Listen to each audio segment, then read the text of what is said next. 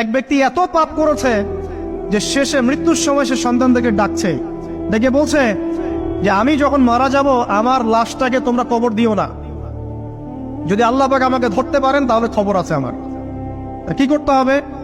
সে বলছে যে আমার দেহটাকে তোমরা পুড়িয়ে ফেলবে এবং পুড়িয়ে ফেলার পরে ছাইগুলোকে একত্রিত করবা, করে অর্ধেক ছাই সমুদ্রে ভাসিয়ে দিবা, অর্ধেক ছাই বাতাসে উড়িয়ে দিবা। সন্তানরা তাই করলো।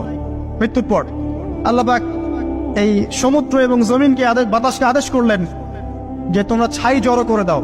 আর মানুষ আর জিন আল্লাহর কথা না শুনলেও এই প্রকৃতি আল্লাহ পাকের কথা শোনে। বিজ্ঞান বলে প্রকৃতি থেকে সব হচ্ছে। কি প্রকৃতি? প্রকৃতি কি, কাকে বলে?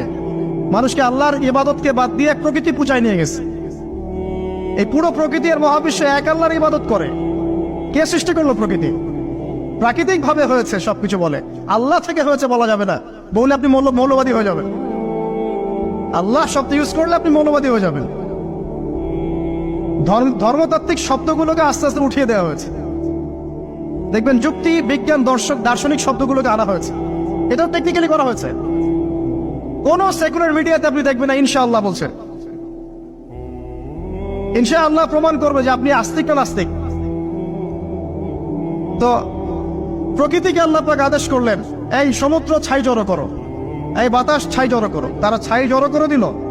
এই ব্যক্তিকে বলা হচ্ছে তুমি জীবিত করে, আল্লাহ পাক বলছেন তুমি যে এই কাজটা করেছিলে, লিমা ফাআলতা হাদা, তুমি এই কাজটা কেন করেছো?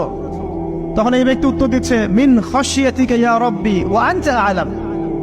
হে আল্লাহ, আমি আমার বুঝে যা এসেছে আপনার ভয়েই আমি এই কাজটা করেছি, আর আপনি খুব ভালো করেই জানেন যে আমি আপনার ভয়ে করেছি নাকি অন্য কোনো কারণে করেছি। মানে আপনি আমার মনের কথা জানেন। আল্লাহ পাক তাকে মাফ করে দিলেন।